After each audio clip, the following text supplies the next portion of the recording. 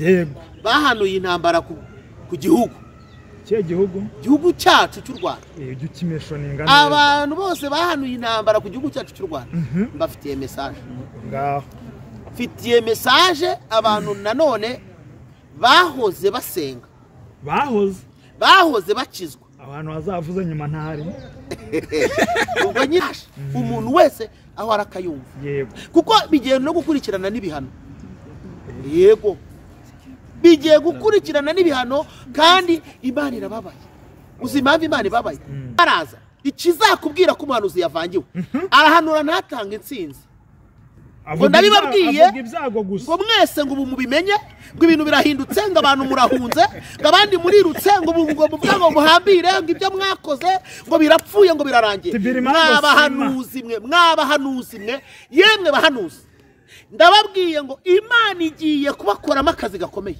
igihugu cyanye ndakimanye Jean Schwab yahagaze arabati nimanye igihugu yego abari bari mu nama za minati zikomeye bafata imyanzuro ikomeye ariko umuhungu wasenze ahagarara ku gihugu cye na bugingo n'ubu gifite amateka y'umwihariko abantu basubiye inyuma Imana yambwiye ngo bagiye guhura n'ikibazo kubera yuko ibintu bishingikirije yego Imana yambwiye ngo icyo begamiye kizavaho kugira ngo basubire mu nzira saje ndi gutanga ba nyirazo bazazumva yego Imana yambwiye ngo umuntu wese ufite ikintu yaba yarabangikanyije no kugira neza kw'Imana yego umuntu wese wapinze amaboko y'Imana ngo igihe kirageze ngo imwereke amaboko yayo ku buryo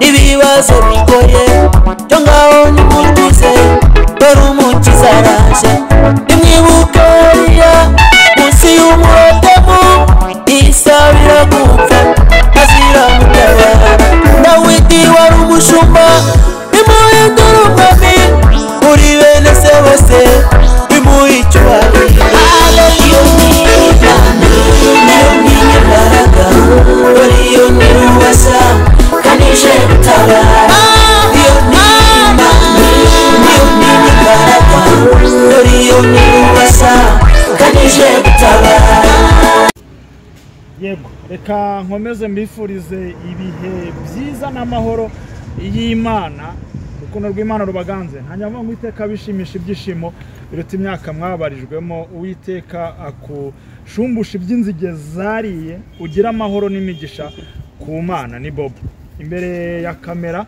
turi kumwe n'umushumba hari aho bamuzi hari n'abo batamuzi niyo mpamvu tugiye kumuha umwanya akivuga nk'umubyeyi umupapa tuguhaye ikaze yego iyi nitwa Pasteur Moise yego irindi ni Sindayigaya yego ndi umushumba nkuko mubivuze ubundi icyo uvuga Pasteur wabaye umushumba kereka ubyiyambuye hari ikiganiro twakoze kirapfuba iyo uvuze umushumba bita birya ariko uyu mwanya sicyo reka tuzagisubukure yego kugira ngo n'icyari kigenderewe kigerweho imvura yaratuvangiye kuko na Bibiliya iravuga iyo icyifujwe kibonetse nyine hari ibintu bihinduka Bibiliya irabivuga abakunzi rero bacu bakunda ijambo ry'Imana abakunda ibiganiro bivuga ku makuru y'ijuru ibintu bitarimo izindi nyigisho abo bantu tubaye ikaze kandi niba hari nabumva izindi nyigisho nizi bajye bazumva zigira umumaro kuko reka mvuge ngo umwana uko yamera kose nuko yakwigenza kose nubwo yakwibagirwa iwabo ariko ntibikoraho ko ari iwabo shatse kuvuga iki umuntu wese witwa umukirisitu aba akwiriye kuba umwe mu bemeramana kuko uko wakwigira kose Imana urayikeneye rega nta wivumbura ku mubyaza kibyara nta wivumbura ku mubyaza kibyara none se erega ngo niyo uhemukiye umwogoshi buracyukamera ugasubirayo ntabwo baba bikwiriye kuzanya imigani noneho ntazi ikigendera ni ikinyarwanda kuko Imana niyo turayikenera uko bukeye n'uko bwije kandi nta nubwo ndabona icyiciro kitayikeneye umurwayi akeneye Imana n'umurwaza ariko n'umurwaza arayikeneye. hari n'umujuru ujya kwiba yasenga ngo nawe aravuga ngo Imana imfashe ntibamfate. iyo ndine yasambana ati simfashe sintwari ndacyasintware sinandura ibirwara. urumva nawe abari gusenga nubwo mu by'ukuri ayo masengesho afite aho atandukaniye ariko bitwa ko basenze kandi bagasenga Imana. uvuze mu gusenga wadusengeye Mwami Yesu turagushimiye, reka tugushimire ko uri kumwe natwe, ari njye ufashe na Bob umufashe, n'abazumva iki kiganiro bazahembuke mu izina rya Yesu, amen. Busho karame, uvuze mu gusenga numva ari ibije muri njye. yego, iyo umuntu avuze ngo imvugo y'Imana, ijwi ry'Imana, yego, rivuga mu yihe ton cyangwa muri nyine mu yihe njyana? mu yihe ton? mu yihe ton? muri ton. To biterwa n'uwibwira n'uko imubwira. Imana ishobora kubwira umuntu, ton bisobanuye uko ijwi risohoka n'uko rikugeraho. Abatumva igifaransa ubwo turabasobanurira. Nibyo. Ton niyo mpamvu ujya bavuga ngo retruno anomuto, ariko ubundi bavuze ngo anomo eton ku ijambo ryacu no ku ijwi twavugiragamo. So bivuze iki? Biravuze ngo Imana ivuga muri ton bitewe n'uwibwira. Ushobora gukoresha ton voix douce bitewe n'uko iri kugira ngo iguturishe. Ushobora no kuvuga muri voix ijwi rikangana bitewe n'uko iri kugucyaha. Cyangwa se kugira ngo ibyo bintu ibona wari wamaramaje kujyamo ugira ubwoba bwo kubikora none uhindukire. Rero iyo ton y'Imana biterwa n'uwibwira n'igihe imubwiriramo. Cyo ni icyambere. None wenda reka ikindi ta nayo ibaho igihe, kuko Imana ivuga ibiriho, ikavuga ibizaza cyangwa se ibizaba, ikavuga n'ibyabaye. Izo ni hari voix actif na voix passif na urenda reka sibyo kiyo voix yo ntago nzi ko turahita tuyihuza mu gifaransa. Voix future, muri future ibizaba yahambere tugana. Kandi buriya reka tunavugisha ukuri, icyo iryo jambo ryitwa future ni iry'Imana. Ubundi abantu ntibakabeshye, hazaza naho Imana. Ijambo ryitwa future ni iy'Imana. Abantu bose bategana imishinga ntago bazi future yabo. Urugero nguhaye, ubu aya masaha turiho, ikiri bube nyuma y'isaha ntacyo uzi.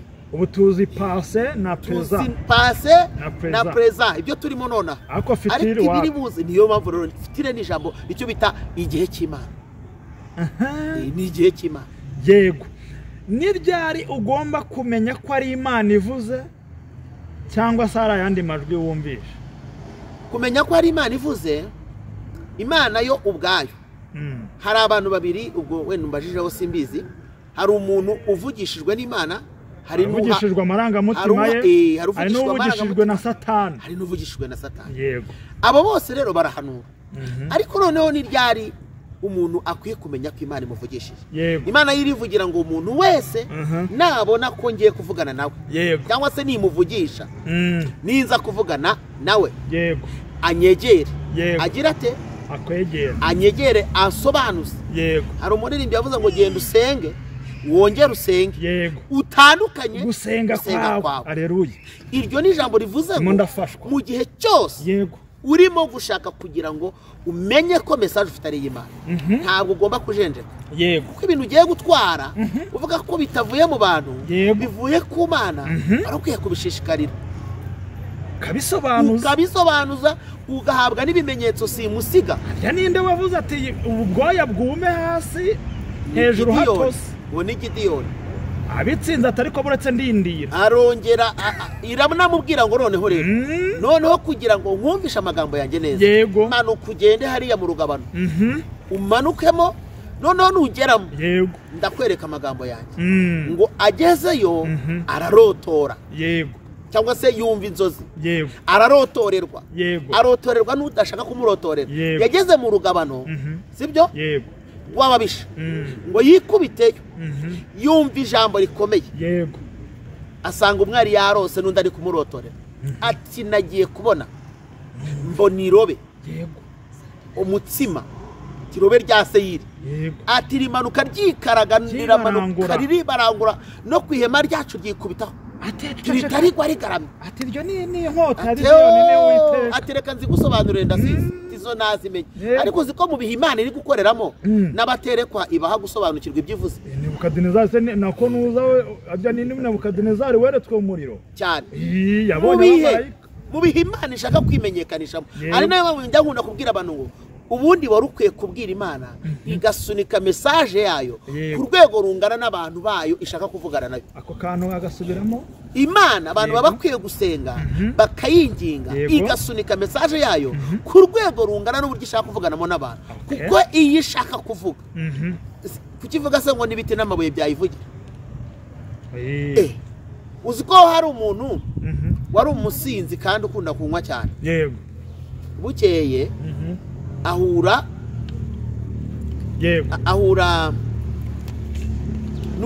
n'umuntu w'Imana aramubwira ati ibyo bintu ugiyemo aranamukubita tinakubwiye kangahe none abantu bose batumusinzi yatatse umurokore ariko ubwo yanamukubitaga yego umurokore we yamenye kuko yumvaga amagambo akahita amenya message yego kuko yarasanzwe azi afite icyo abizi yego urumva itarakoresheje uwo musinzi nanjye yigeze kukoresha umusazi none se ni wabyumvishe ese umusamu ufite ubumuga bwo mu mutwe umuntu ufite ubumuga bwo mu mutwe urariretiri sorry noneho rero twihute yego warugeze ahantu uri kumbaza ariko reka nkubwire ijambo rikomeye nibwirira ngewe kuri uyu munsi kuri iyi tariki yego nje mfite message niyo mpamvu nanjye numvaga nayiyumvagamo nakaga mfitiye message tunakoze bitunguranye abantu bose uyu munsi sinjya gukora urabizi nanjye senze uko duhurira ariko nabyiyumvishemo nanjye niyumvishemo abantu bose biragusaba ko uhera ahubwo ari wowe message ikikiraho ukagaruka ko numva nizanye ndagira kubera ko buriya Bobo ntawamenya ushobora gusanga ari Imana yagushyize imbere kugira ngo ibyari bituzuye muri wowe byuzure yego komeza utubwirane n'abandi mfitiye message abantu Imana yagiriye neza ariko bakirengagiza ijwi ry'Imana bakibagirwa Imana ikajya babwira ati muhinduke ariko bagakomeza bagakweba abo bantu ko ari batatu bafitiye message nona ndahera kuri aba rero bitwa abahanuzi abantu bose bahanuriye igihugu cy'u Rwanda yego bakagihanurira intambara yego ndabanza mbabwira ibi bintu igihugu bwacyo ni ingobyi yego kandi iyo ngobyi iheka abanyarwanda bose bivuze iki biravuze ngo ntabwo ihetse abo yahanuriye ngo we asigare irabahetse igaheka nawe wahanuye nawe arimo bivuze ngo rero iyo ahanuye amakuba n'ibyago ku gihugu nawe biba bimureba muri make Imana yambwiye ngo bantu muteme ishami ry'igiti mukicayeho musigeho abantu bose bagerageje gutema ishami ry'igiti kandi nabo baryicayeho basigeho gushira amashagaga pe kubera iki impamvu ya mbere yego Imana yambwiye ikintu gikomeye yambwiye ngo hariho abantu batatu hari ibyiciro bitatu by'abahanuzi hari umuhanuzi w'amarangamutima ariwe twavuze hari umuhanuzi wavangiwe hari n'umuhanuzi w'Imana ariko wabuze ubwenge okay good uwahanuye iby'ukuri we ntabwo ndi bumugira inama kuko afite uko Imana imugira inama nje kugira inama abo batatu uwa mbere uyu muntu wahanurishije amarangamutima yego kubera inkuru ibiriho ibyo yifuza se cyangwa se agakoreshwa n'undi nibyo yumvira Imana yambwiye ngo wowe azahura n'akaga gakomeye kuko azanirwa no gusubiramo ibyo yavuze hanyuma igihugu ni ingobyi tubanze tugaruke ku ngobyi yego ingobyi ihetse umuntu wari we wese witwa umunyarwanda hanyuma rero biravuze ngo nawe wahanuye birakureba ikindi turakoresha Bibiliya yego Bibiliya Imana yansuye bihagije kandi mbwira ko ngomba gutambutsa iyi message. Abantu bafashe iby'ubugingo bashaka kubigurana ibyinaha akamanyu k'umutima. Umuntu aranga akafata amagara ye akamera nk'uyagurishije. Iby'ubugingo ubundi biritonderwa nibyo kubahwa. Ariko uzi ko hari n'abantu batubanjirije Lazaro kugira ngo abone ubugingo ngo yemeraga guhazwa n'ubuvungukira buvuye ku meza nyamutunzi. Uzi ko buriya nese ugira ngo nta bwenge yari afite bwo kuba yashakisha, nta bwenge yari afite bwo kwesikoroka. Bundi hari ibintu wemera ukasonza ariko ubugingo bukaguma muri wowe. Ariko iyo utangiye kumva kuri umuntu ufite message nzahanura mbeho Imana itakubeshejeho byaguca mu mazuru no mu kanwa abo bitunze nyine abigize akazi. Nakubwiye ngo Imana itashatse ko bigutunga ibyo wirukankiye byaguca mu mazuru no mu kanwa. Abantu basoma Bibiliya bazabisome bazabibona. Singewe bivuze Bibiliya bivuga Abisiraheli bashatse kurya inyama z'agahato. Imana iraziba ariko zibaca mu mazuru no mu kanwa. Ibyo ni ijambo ry'Imana. Hanyuma reka mvuge kuri iki ngiki. Niba igihugu ari ingobyi guhetse nanjye kampeka. Ubu se ni ibintu nakagombye gutoza gusigasira ingobyi yawe. No, ntago ari ngombwa ko bikubwira. Ahubwo wowe ubwawe ufite uwo mwanya. Dusomye ijambo ry'Imana nago turi busome igenda ntanga reference abasoma Bibiliya barebe. Reka turebe igihe kimwe igihugu cy'Abasiriya kigeze kigambirira gutera Isiraheli. Elisa arabimenya umunsi yabimenye ngo yagiye gusenga. Abwira Imana ngo mpagaritse ibyago n'amakuba bituruka muri Siriya. Kabiri, reka noneho Uwiteka ujye umpa amakuru y'Abasiriya ngo agahita atuma ku mwami. Ntabwo twise tubona umwami yaramuhaye ikiguzi, ntabwo twise tubona umwami yaramuhaye akazi, ahubwo we kuko azi ko igihugu cyari ingobyi. Abantu ntibanyumva. Uyu munsi ntabwo ndi bukundane n'aba bahanuzi, ntabwo turi bukundane. Ndi umuhanuzi nanjye, ariko sinshaka kumva umuhanuzi ubeshya agahanurira igihugu akabeshyira igihugu. Ariko ubundi reka nkubaze bobo ko tubeshya umuntu agatinyuka agahagarara kuri kamera kandi akabeshya isi yose di kandi bakamubwira ngo nibyo muhanuzi. Ariko ubundi reka mbabaza abazungu bagira ukuri kandi badakijijwe, ariko umuntu akabura ukuri akijijwe. Uziko hari n'abazungu bakora ubutinganyi ariko bamubaza akabyemera akabivuga. Ntibabeshye cyane. Tushobora kurushwa ukuri n'umutinganyi. Yewe ntago mbemera. Nta nubwo ndi muri ba bantu babivuga inyuma y'amarido. Reka ndasakuza cyane. Ningira umugisha Kayusi azakomeza atera imbere azamuke ye gusubira inyuma. Kayusi se mfite intego yo kuzabatiza Kayusi n'abandi bakaziraho. Niko gahunda imeze. Reka tubivuge nikomereze message. Tumureke. Ariko Imana niyifasha izamumfashiriza komera. Wenda abe sample nziza y'abantu baretse ubutinganyi. Nicyo nari ngendereye nta n'ikindi. Noneho Elisa ahanurira igihugu di aravuga ati mwami bari bugutere baranyura ibunaka. Urugerero rw'Abasiriya ruri ibunaka rurahana. Ayo magambo yatumaga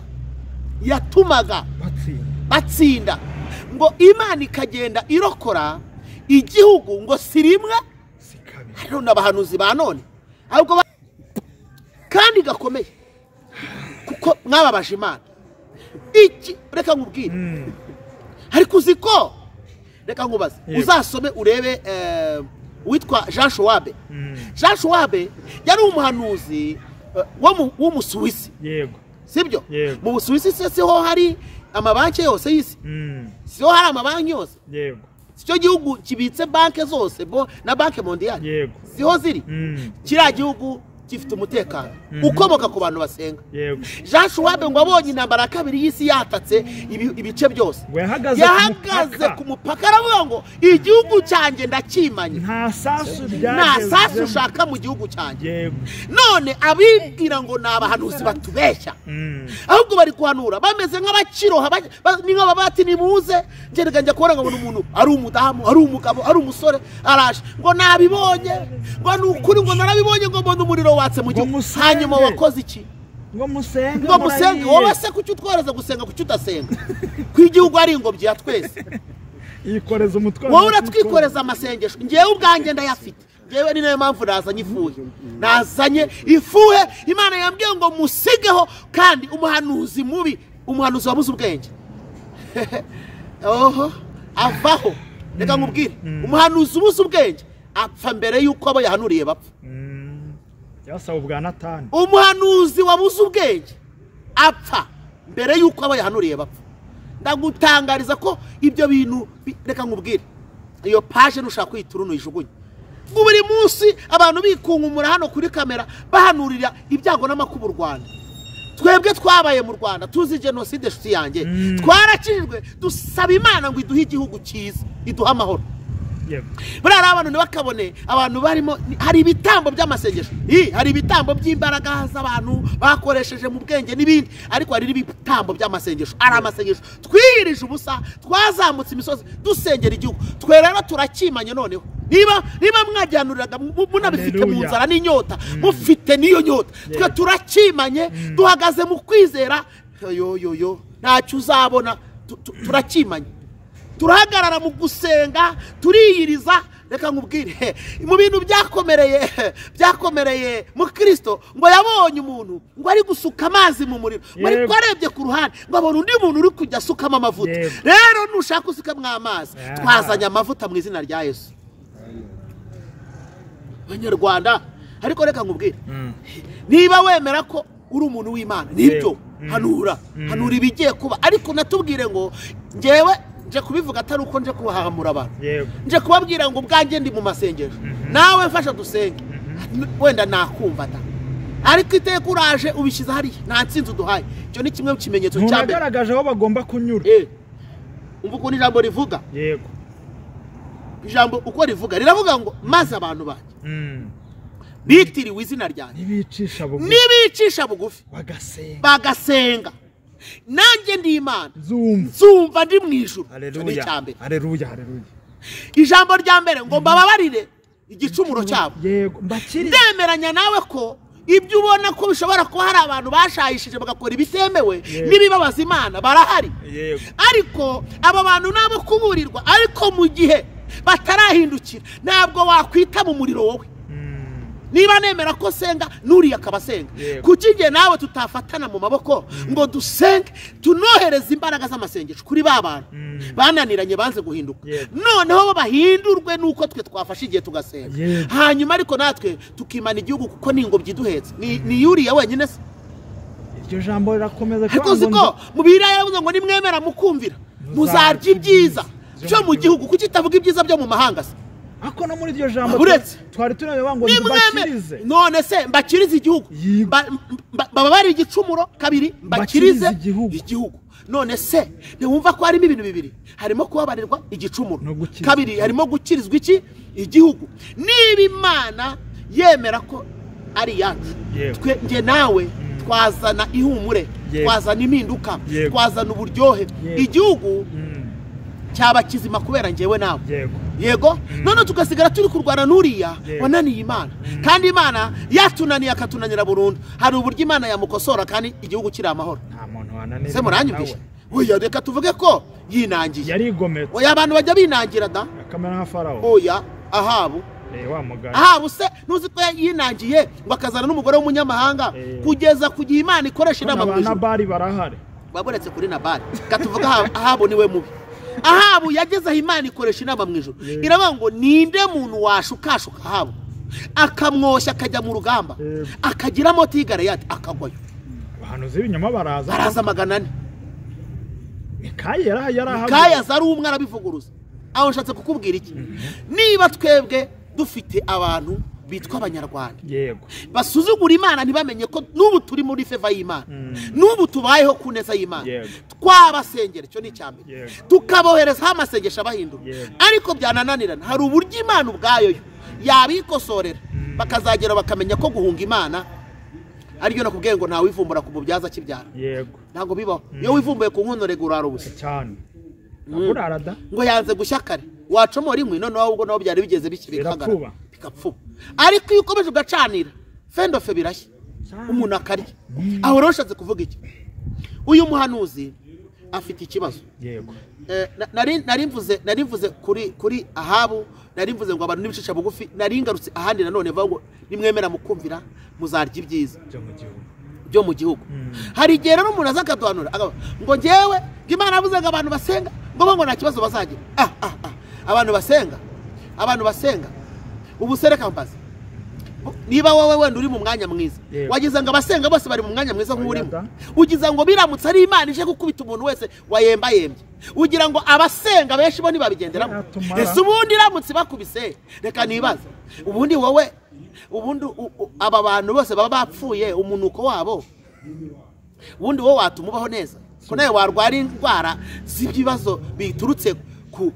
kuri izo ntumbi biravuze iki biravuze ngo icyo ubuvuze ni amarangamutima kuko abantu bashukwa n'amarangamutima ngenge mbabazwa n'umuntu ateruye message imeze gutyo akanaza adahinda imishyitsi uri guhanura miliyoni 14 zinarenga z'abanyarwanda ugahaguruka ugahanura ukumva ngo pi ugakubita hari yego zose niziba ziri bukumve ariko burya zirakumva hari n'igihe uko bitinze bigeraho bakakumva yego uko bagenda umwe ahereza undi ahereza undi uze iyo umaze kumvuga na miliyoni 2 cyangwa 3 ugira ngo message niba yabaye transmit hanyuma gutransmita message uzikipfuye niyo mpamvu Bibiliya rero iravuga ngo nuhabwa ubuhanuzi ukaragura urimi 7 mbere yuko ubusohora 7 uzi icyo bivuga ese kuki abantu batajya barebera Eliya ngo abandi bari mu buvumo ajya guhanurira habo ngo yagiye ha wenyine abwira Imana ngo niba ari wowe Mana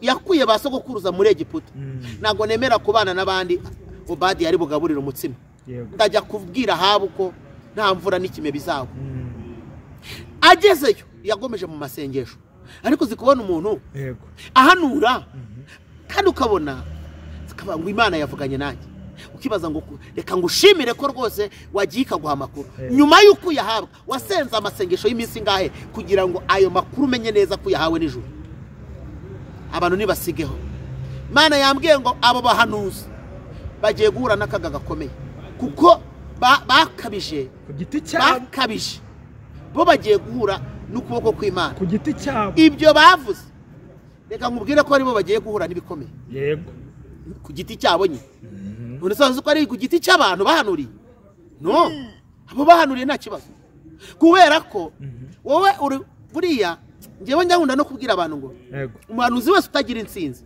afite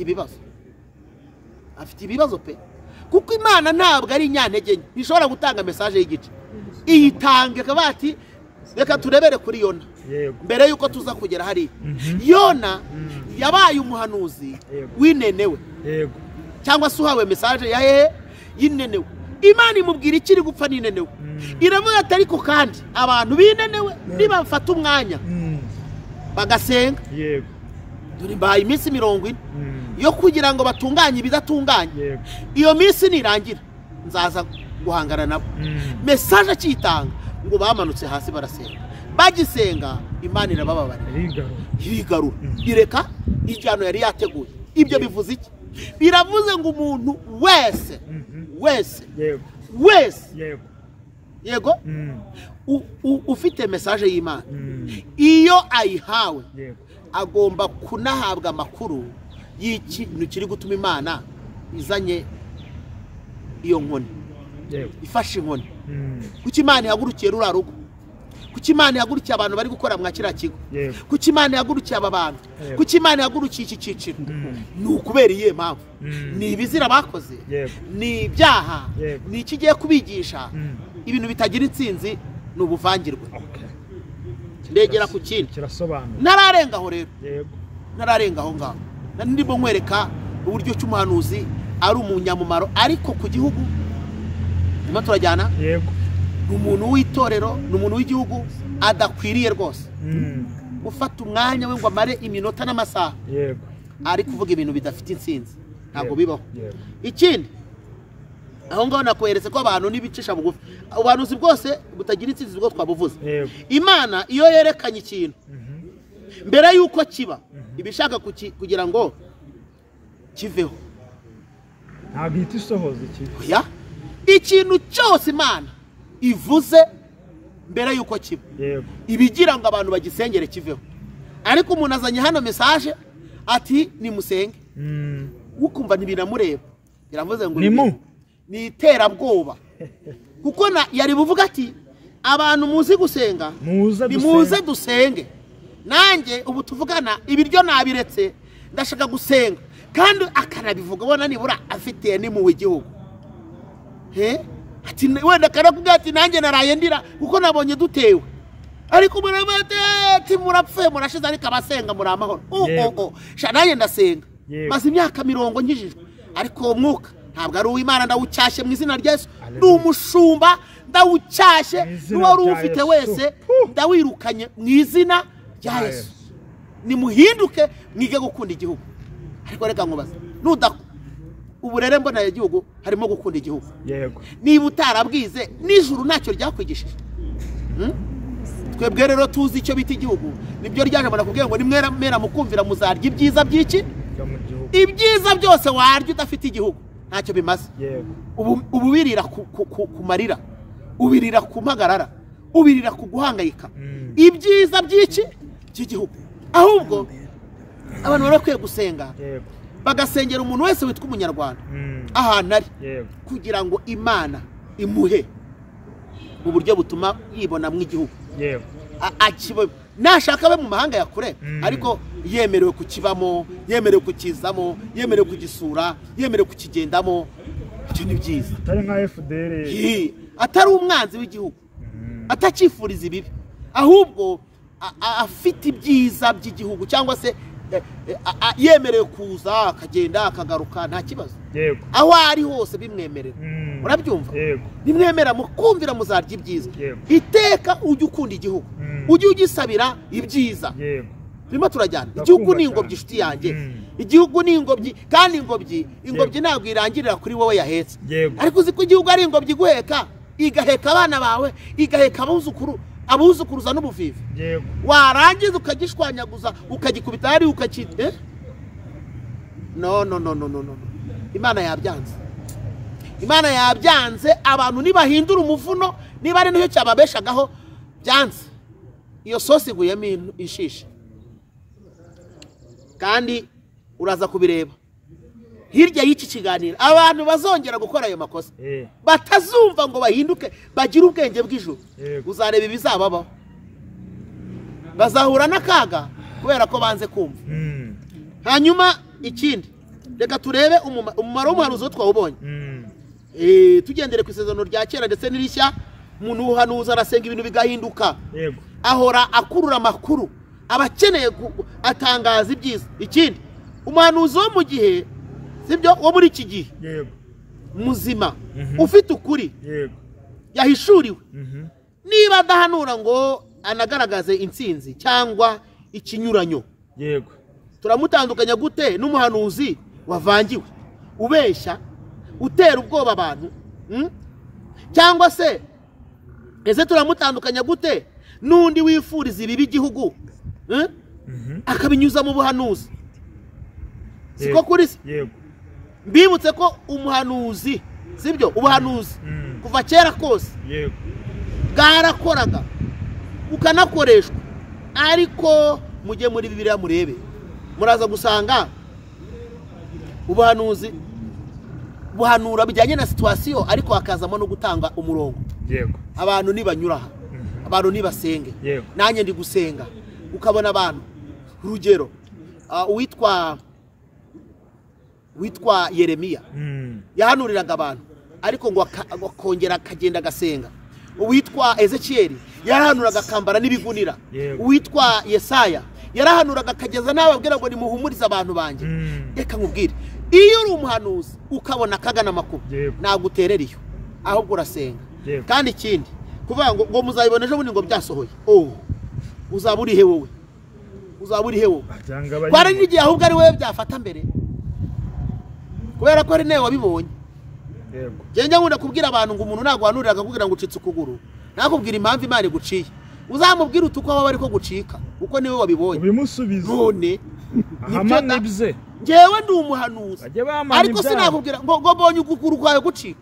ndabikubwire ni impamvu iguciye imana ni iyi ngiyi yego noneho ubwo nutareka icyo kintu kiri gutuma imana iguca ukuguru kuzacike ko ariko wowe uraza umbwire ngo kuracitse neza imana inejejwe no ko abantu baba bariteka ubu inezezwa no ko abanyarwanda bahora muri vuruguvurugu imana ntiyaduha igihugu se cyejejwe kandi tutagize intambara imana ntiyaduha igihugu gisenga tutagize ibibazo cyane imana ntiyaduha igihugu kirimo kumvira imana abanyarwanda batapfuye cyane turi miliyoni rega nkeya 14 turi na nkeya hari ibihugu bifite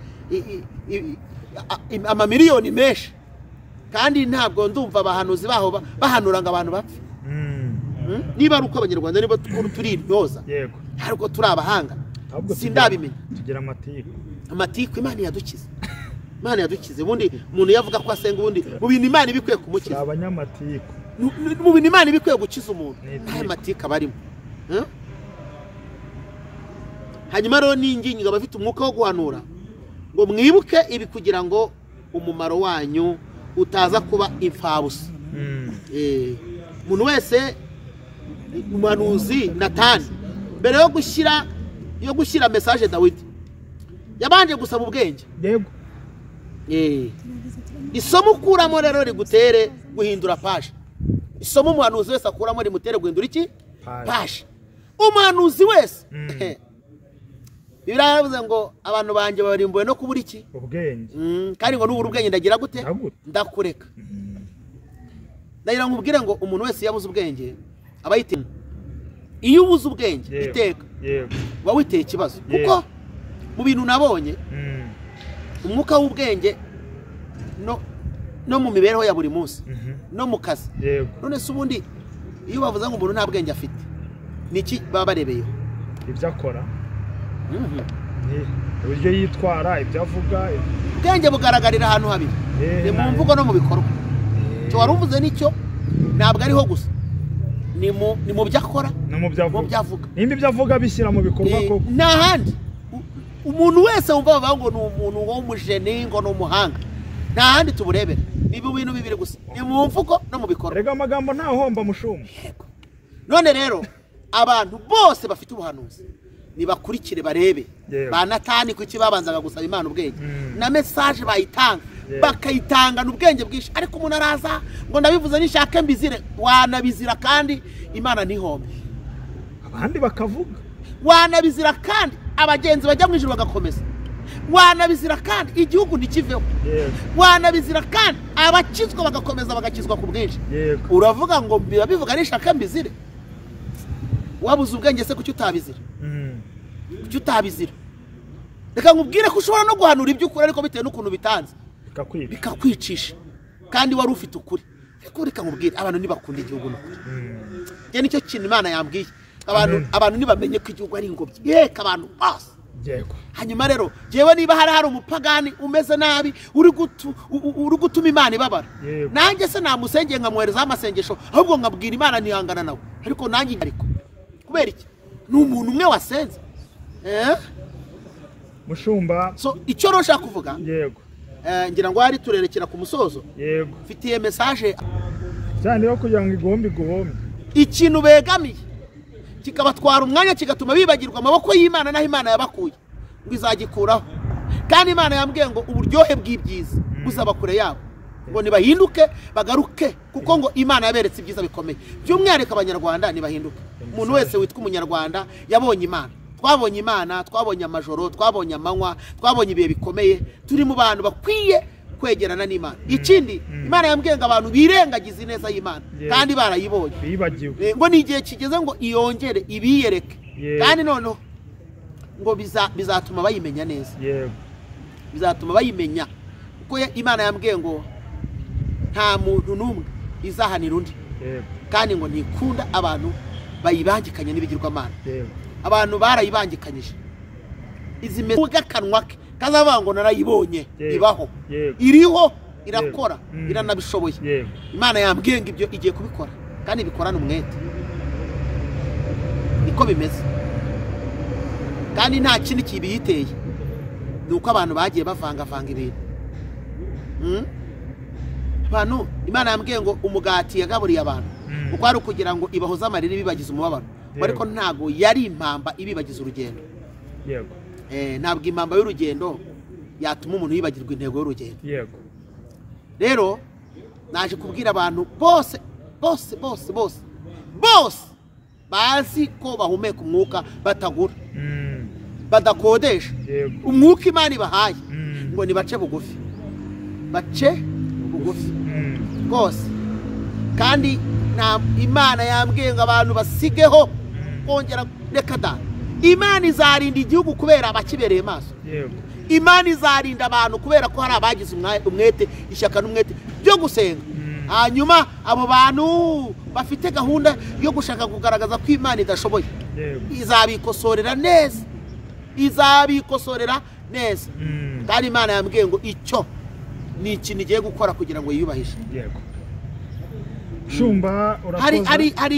Hari n'ikintu abantu batari bazi. Yego. Iyi joro rigiye kuvaho hakaza amanywa, nta bikuba ijuru rica kugira ngo amanywa aboneke. Niyo amanywa agiye kuvaho akaza ijoro, nta bikuba bicika. Ubona bwije ubwire bukaza, uraho bwije bukira, uraho bucya bukagira gute bugacya, nawe bibangamira. Imana yambwiye ngo ibyo izakora izabikora ntawe bibangamira. Amina. Ubwo kandi message yagiye. Yego. Mushumba urakoze, ariko tutarasoza ari ikintu nifuza ko dufatakanya gusenya muri wa mwuka banga urwanya igihugu. Mu minsi ishize twabonye ko hari isengesho ry'umupasiteri wawe wo muri Kongo mu mivumo yavumye igihugu cy'u Rwanda, ari nabwo bwakeye haba ari amanuka abereye Rulindo, badatekereza nk'uko bizatangira kubihuza n'ibiki byose. Abanga u Rwanda rugireho isuri, u Rwanda rupfushe, u Rwanda rurware indwara za mugiga n'ibiki. Mbese yatuye amagambo mabi ashoboka.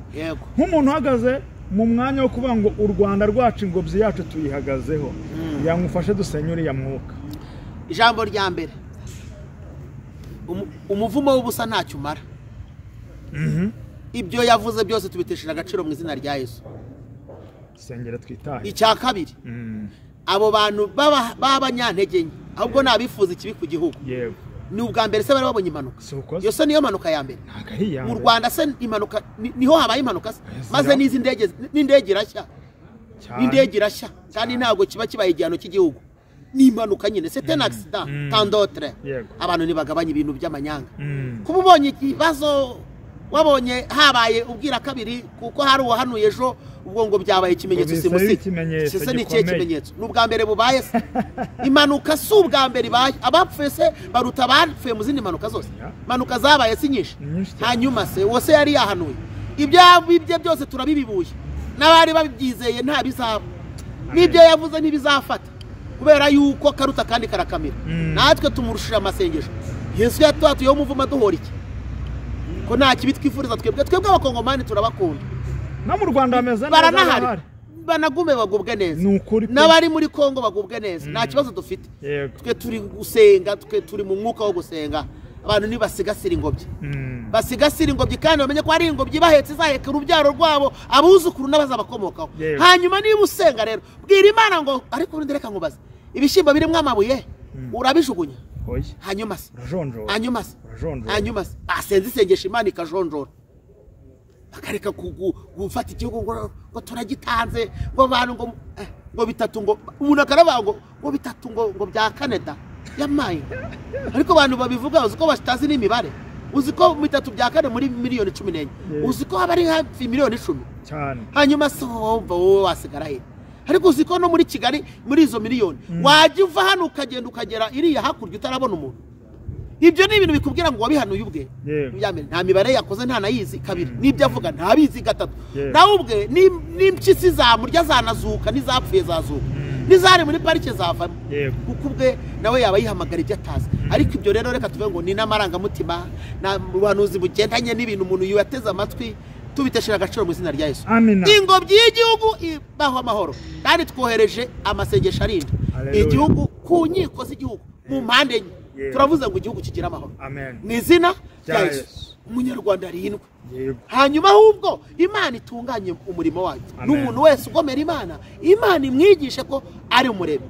Ninde muntu wigeze ubona wigometse ku Mana? Herode niyo yigometseho bukacya yapfuye. Ninde muntu wabonye wananira Imana ku buryo umuntu ashobora kuza agafata ingobyi yacu akayicagaguramo akayijugunya hariya ngo yabonye? Natwe abantu rero bagahita bamukomera amashyi, abandi bagatanga komantere ngo urimo neza muntu w'Imana. Uwo nguwo niba arimo neza, jewe nushaka nuvuga ko ndimo neza, sinyeneye amajwi yawe, ariko umwuka yambwiye ngo mbabwire ngo suko bigenda. Abantu nibahinduke bige gusenga kandi basengana ubwenge. Amen. Murakoze. Reka dusenga. Yego mushumba.